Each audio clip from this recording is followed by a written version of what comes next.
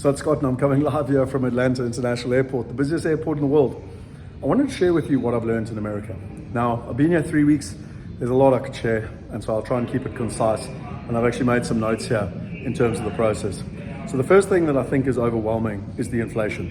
You know, I came to America 3 or 4 times a year, every year for the best part of 10 years. I've probably been to Atlanta 30 times. You know, we've invested hundreds of millions of dollars here in this market. And I've been blown away by the expenses. You know, I came here on a cheap budget, $100 a day in terms of spending money, $100 a day in terms of accommodation, $100 a day in terms of car hire, and I was nowhere close. I mean, you go to Walgreens or CVS, which is like the grocery store, and you'll blow $50. You know, I just bought a whole bunch of waters. I blew $31. I went to Starbucks and got a coffee and a little sandwich, $12. I ordered Uber Eats last night, a pizza, $51. It is unbelievable how expensive things are in this market. I spoke to Brendan.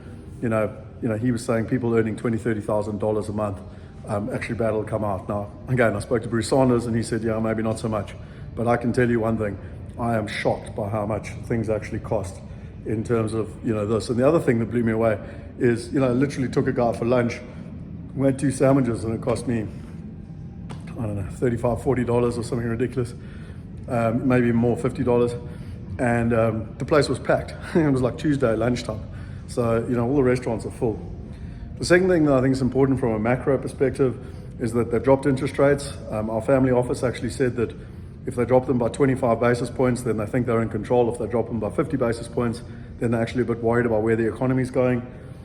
So they dropped them by 50 basis points, which shows that the Fed is actually a little bit concerned about where America's economy is going. They're definitely going into a dropping interest rate cycle. They're still concerned about inflation, but they're also worried about the job numbers and everything in between. So I think, you know, America is in a very interesting place economically in terms of what's happening. From a real estate perspective, I find this market incredible. It either booms or busts, and Americans seem to have a mindset or memory of about 5 years. So everyone's forgotten about the crash of 2009, 2010. It's amazing to me because I witnessed the devastation on the other side of it, where they boomed and busted.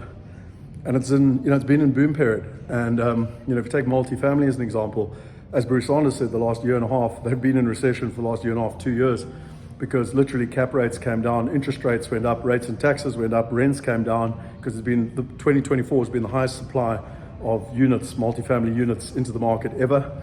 In Atlanta, obviously, but maybe it's across all of America, I'm not sure.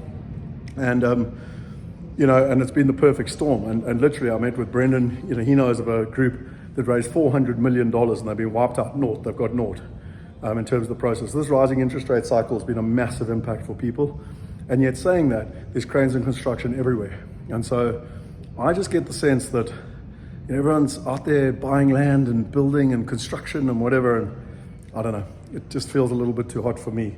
So, you know, particularly in the residential market and the multifamily market, you know, Michiel was talking about possibly a correction with regards to interest rates. There's a whole lot of obviously funny financing ways that have happened here and, you know, what impact that'll have. But, you know, for me personally, and again, talking to Michiel and Bruce Sanders and multiple others, you know, data centers is my number one place. You know, I've spoken to everyone here. I want to find data centers, industrial logistics, you know, deadpan, you know, all of our buildings are working perfectly. You know, medical office is still the way forward. I don't really understand what happened with the Orvest deals because everyone else that's doing medical office is doing really well. So, you know, those specific niche markets still maintained, but the residential market I'm a bit wary of in terms of that process. Some big things that have happened, you know, while I've been here, literally while I've been here, there was a hurricane. So in Atlanta, you know, they said it was 130-mile winds. It was bullshit because the winds weren't bad at all. There was a shitload of rain, I'll give you that. But obviously North Carolina has been wiped out and, you know, et cetera, et cetera. There's the election and the politics. That's all anyone talks about here. It's amazing how divisive they are. It's incredible. Like I went to go and talk to this one guy, lawyer, about our case with John Herbert. And I'd spoken to John Chin, who you might or might not know the name. And he reminded me that 10 years ago, we actually put a guy in jail because he took $100,000 off us. And so I spoke to this lawyer and I said, why can't we go criminal and possibly put John Herbert in jail if he doesn't comply? And he said, oh no, because we've got a Democrat government now and they've gutted all the, the teeth. And it was amazing because everything's about politics, And I was like, we did it 10 years ago. Yeah, that's because we had a Republican government. So it's been fascinating for me seeing people's opinions. The talk on the ground is that, particularly here in Atlanta, and again, I haven't traveled the States, so normally I go all over the place and I can give you a feel, but I've just been in Atlanta this time. But in simple terms, most people I spoke to here would like Trump to win. Economically, they think it's much better for the country.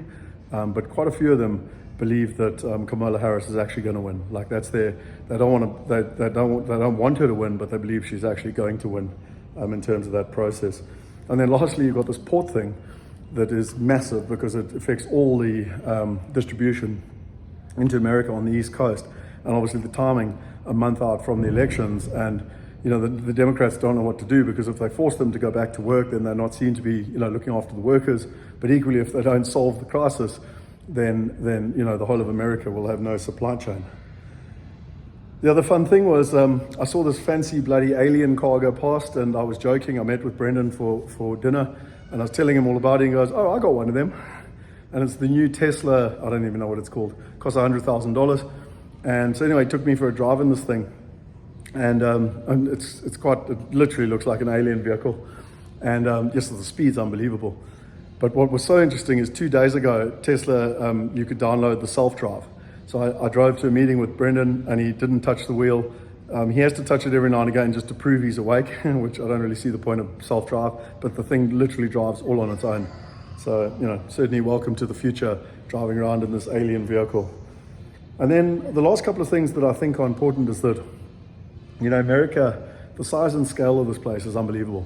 Bruce Saunders, who I met in 2012, 2013 through a lady called Mandy, and he's the one that we did all the medical buildings. So we did like over $100 million worth of medical buildings with, and highly successfully. He's an ex-South African CA, been in America since 1997. All he's ever done is property. And about 18 months ago, he always wanted to work for himself. By the way, I tried to get him to come work for Wealth Migrate 10 years ago. We just couldn't afford him. And he's always wanted to go on his own. So 18 months ago, he went on his own. And him and his partner, she was very well known in the multifamily management space. And funny enough, they were managing 90,000 units, and she got sacked. So he went to her and said, "Hey, why don't we start a business together?" So they've been running 18 months. Okay, now think about this, 18 months. How many units do you think they've got under management? Just think about it. Just quickly try and do some mental maths. 18 months. How many units do you think they've got under management? It's an incredible 17,000 units. That's nearly 1,000 units a month that they've put on. Now they're getting their investment arm going, because that's all Bruce Saunders has ever done. I've got no idea how many billions of dollars he's facilitated. He's very au fait with the entire institutional market. They're currently doing 3 new developments, plus a whole bunch of other acquisitions. They're raising $46 million. I mean, that's just the cash, let alone the debt component and the private equity and everything, the bank component. It's just incredible, the scale and size that things happen here in America in terms of that process. So for me, I finished with a little story, and I was here for 3 weeks, and in those 3 weeks there were 2 Springbok rugby games, and there was an Irish pub where apparently the South Africans go. So Michiel told me about it, so I went along there, and once I was all on my own, once I watched it with Michiel. And it was interesting because over the 2 weeks, 3 different people came up to me at some point, and they said, well, people ask me, where do you live and whatever, and I was like, I live in South Africa. In fact, I live in Knysna. And 3 people came up to me independently and said to me, "Shame." And I was like, what do you mean? And in their world, they're so proud and happy to be living in America, and they feel sorry for me because I live in South Africa. And I secretly sat there just going, I'm one of the proudest men in the world. Like, I'm so proud to live in South Africa. But what I think is critically important is that you've got to be the global citizen. You've got to have a global mindset, because at the end of the day, I get to live in the beauty of South Africa, but I get to invest here in America. I get to help others invest here in America. I get to let others take advantage of their assets and the economic power of America. And that's the mindset of a global citizen. It's not pitying someone else for where they live. It's thinking from a global perspective. And I don't argue. I've lived in London for 9 years. I know how this game works. But the point being is that I'm truly, truly grateful to be South African. I'm truly grateful to be in this airport, and I'm truly grateful to be going home. But I'm also grateful that I get to come here and learn and be able to find these incredible partners and to invest alongside them. And for me, that's the mindset of a global citizen. So with that in mind, I hope you enjoy this. If you did, subscribe to the channel, share it with your friends, come along to our different workshops and things that we're doing, because it's all about diversification. And I hope you enjoyed my 10-minute update on everything I found on the ground. I'm sure there's 1,000 more things I could talk about, but these were the major items that came through for me in my American experience over the last 3 weeks. Till next time, cheers.